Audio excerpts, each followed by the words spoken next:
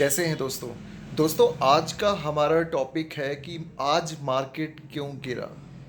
जी हाँ दोस्तों, जैसा कि आप सब जानते हैं, आज स्टॉक मार्केट में एक बहुत ज़्यादा बिकवाली का दौर हमें देखने को मिला। और चाहे वो निफ्टी 50 हो, बैंक निफ्टी हो, या फिर आपका फिन निफ्टी हो, small cap, large cap, mid cap, सब गिरे। यहाँ तक हाल था, अभी मैं एनएससी की वेबसाइट देख रहा हूँ तो बैंक निफ्टी के जो शेयर्स होते हैं, 12 बड़े बैंक जो बैंक निफ्टी में हैं, सारे गिरे हैं। सेंसेक्स में जो 30 शेयर्स होते हैं उसमें से 27 गिरे हैं आज। निफ्टी 50 में जो 50 बड़े शेयर होते हैं, मोस्टली लार्ज कैप होती हैं वो, उस 50 में से 45 गिरे हैं आज। तो एक ज़बरदस्त बिकवाली का दौर शुरू से ही, सुबह से ही। कल भी मार्केट गिरी थी, लेकिन आज उम्मीद थी कि वो बाउंस बैक करेगा, क्योंकि ऐसा फॉरेन से अगर आप यूएस मार्केट देखें या यूरोपियन मार्केट देखें तो ऐसा कोई वो नहीं था। लेकिन पता नहीं क्या सीन है। उसके बाद जब मैंने देखा, कुछ मैंने न्यूज़ और कुछ आर्टिकल्स देखे, तो मुझे पता लगा कि एक हिंडनबर्ग करके कोई विदेशी रिसर्च कंपनी है, उसने एक रिपोर्ट दी है अडानी ग्रुप पे कि भाई अडानी ग्रुप अपनी वैल्यूएशन से ज़्यादा पे है, और उसका प्राइस अर्निंग रेशियो जो है ज़्यादा है, पीई रेशियो। वो तो यार हम सबको पता है। वो 2020 में जब कोविड का वो आया था, तब भी हमें कहा गया कि भाई अडानी का जो पीई है बहुत ज़्यादा है। अडानी की जितनी भी कंपनी है, चाहे वो अडानी विलमार हो, अडानी पोर्ट हो, अडानी पावर हो, सबका PE, price of earning ratio ज़्यादा है, पीबी रेशियो ज़्यादा है, और उस हिसाब से उनके प्रॉफिट्स नहीं है। लेकिन उसके बाद भी लोगों ने तो पैसा बनाया ना यार, उसमें तो कोई डाउट नहीं है।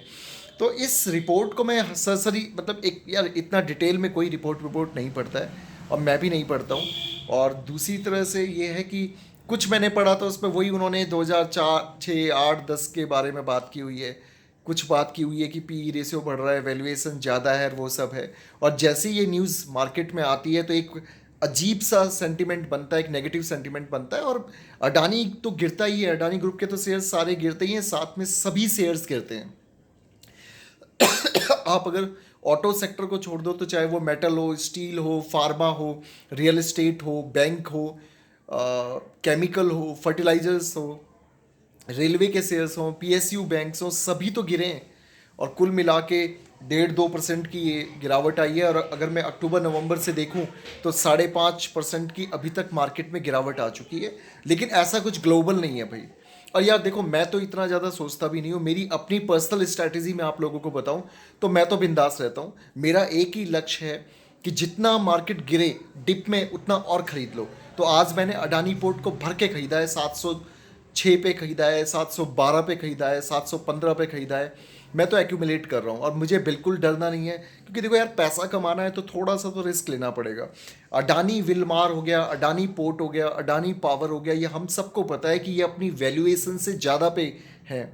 इनका पीई रेशियो ज़्यादा है, इनके प्रॉफिट उस हिसाब से नहीं है जिस हिसाब से इनके शेयर्स के दाम बढ़ गए हैं। लेकिन उसके बावजूद भी इन्होंने कमा के तो दिया ही है ना यार। और ऐसा हमने हमेशा देखा है कि कई ऐसी और भी कंपनियां जिनका पीई रेशियो बहुत ज़्यादा है, इंडस्ट्री के पीई रेशियो से उनका पीई रेशियो बहुत ज़्यादा है। तो ये कोई मेजरमेंट नहीं है, ऐसा कुछ नहीं है। और बिंदास रहिए, मैं आप सबसे बोलना चाहता हूँ, जो लोग इन्वेस्टेड हैं वो इन्वेस्टेड रहिए, क्योंकि ये एक ट्रैप करने का भी तरीका हो सकता है। जो एफआईज हैं, डीआईज हैं, या जो इंस्टीट्यूशनल इन्वेस्टर्स हैं, कि कुछ ऐसी चीज़ें प्लॉट की जाए मार्केट में, और एक फियर का सेंटिमेंट बनाया जाए, लोग रिटेल इन्वेस्टर बेच के भागे, फिर नीचे के दाम पे यही लोग फिर दोबारा एंटर कर जाएंगे। तो ये तो पूरा एक गोलमोल सिस्टम है, तो बिल्कुल भी डरने की ज़रूरत नहीं है। मैं तो कहता हूँ, अगर आप पे पैसा है तो कुछ अच्छे fundamentally strong shares, mid cap के शेयर्स और लार्ज कैप के शेयर्स में आप जितना डिप होता जाए आप उतना लगाते जाएं, कोई दिक्कत नहीं है। और मैं हमेशा की तरह कहता हूं कि शेयर मार्केट में उन्हीं लोगों को आना चाहिए जिनके पास नॉलेज है, जो 5-5, 6-6 घंटा रिसर्च कर सकते हैं, पढ़ सकते हैं, बैठ सकते हैं मेरी तरह। सिर्फ किसी के टिप्स पे, किसी के उस पे काम ना करें। मैं भी ये वीडियो बनाता हूँ तो जस्ट एक एज ए इन्फॉर्मेटिव वीडियो है। मेरा किसी शेयर्स को लेने बेचने का कोई वो नहीं होता, ये मैं डिस्क्लेमर दे दूँ आपको। और जो शेयर्स के मैं कुछ नाम देता हूँ, वो मैं, मेरी अपनी इन्वेस्टमेंट होती है, तो मैं अब आपको लोगों को इन्फॉर्म कर देता हूँ। आप लोग जो करिए अपने विवेक से करिए, अपने बुद्धि से करिए। लेकिन मुझे लगता है कि अडानी पोर्ट्स फिर वापस आएगा और अच्छा प्रॉफिट बनेगा। अपने अभी 52 वीक लो के आसपास चल रहा है। अडानी विलमार अच्छा वो करेगा, अडानी पावर सही है, रेलवे की कंपनी जो अच्छा करेंगी। तो कुल मिला के एक ऐसा देखिए यार, जितना मैं समझ पाया हूँ पिछले 2.5 3 साढ़े 3 साल में, शेयर मार्केट में फियर और ग्रीड का सीन चलता है। अगर आपको डराया जाएगा, इस तरह का माहौल बनाया जाएगा, आप डर जाएंगे तो अपना लॉस बुक करके आप बाहर आ जाएंगे और फिर पछताते रहेंगे। और जो लोग नहीं डरेंगे, जिनके अंदर पेशेंस होगा, जिनके अंदर वो एक कम्पिटिटिव नज़रिया होगा, तो मुझे लगता है बहुत अच्छा पैसा बनेगा। 2020 में हमने पैसा बनाया, जबकि मार्केट आप देखिए 50-60% नीचे था, और अभी भी कोई दिक्कत नहीं है। तो स्विंग ट्रेड कीजिए, लीजिए, हर डिप पे लीजिए, उसके बाद जब प्रॉफिट आ जाए उसे निकलिए। 20%, 10%, 15% अपना अपना डिसाइड कर लीजिए। और जिनका लॉन्ग टर्म का है तो उनको तो कोई दिक्कत ही नहीं है, लॉन्ग टर्म में तो मार्केट बढ़ती ही है।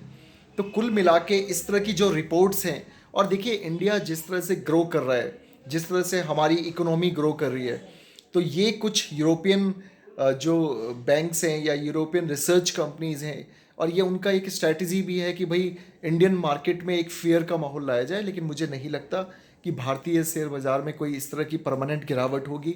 मुझे लगता है कि कल परसों जब मार्केट खुलेगा तो दोबारा से बाउंस बैक करेगा। ये एक ट्रैप था, आज बहुत लॉस हुआ, 1.5-2 लाख करोड़ का लॉस हुआ है मार्केट में निवेशकों का, और वो लॉस होता है सिर्फ उनके अपने फियर से, या जिन्होंने मार्जिन पे पोजीशन ले रखी है, या जो फ्यूचर एंड ऑप्शन वाले हैं, वो एक अलग बात है। आज एक्सपायरी का भी दिन था। लेकिन अगर आप अपने दूसरे काम करते हो और यहाँ आना चाहते हो, तो आप सिर्फ एज ए स्विंग ट्रेडर आएँ या लॉन्ग टर्म ट्रेडर आएँ, इन्वेस्टमेंट के जरिए से आएँ, कभी लॉस नहीं होगा। मैं सच बताता हूँ आपको, ये सच्चाई है जीवन की। लॉस होता है जब आप किसी भी चीज़ को बिना सीखे करते हैं। लॉस होता है जब आप किसी भी चीज़ को सिर्फ दूसरों की टिप्स पे कहते हैं, आपके खुद के लॉजिक क्लियर नहीं है। तो फंडामेंटल एनालिसिस कीजिए, टेक्निकल एनालिसिस कीजिए, चार्ट रीडिंग कीजिए, न्यूज़ पे ध्यान दीजिए, उस कंपनी के बारे में पढ़िए। यूट्यूब पे आज की डेट में इतना ज़्यादा मटेरियल है, कुछ अच्छे लोग भी हैं, उनसे सीखिए। उसके अलावा अगर आप पेड कोर्सेज कर सकते हैं, सेमिनार वेबिनार, उनसे सीखिए, लेकिन सीखिए और सीख के आइए, तो बहुत प्रॉफिट है, कोई दिक्कत नहीं है। और हम लोग भी जुड़े हुए हैं एज ए सब ब्रोकर, मैं भी काम कर रहा हूँ। तो अगर आप लोगों को एक अच्छा डीमेट अकाउंट चाहिए, पोर्टफोलियो मैनेजमेंट चाहिए, इन्वेस्टमेंट चाहिए, इंश्योरेंस चाहिए, किसी भी और तरह की फाइनेंशियल हेल्प चाहिए, तो आप मुझे बताइए, मैं बिल्कुल उसमें आपकी हेल्प करूँगा।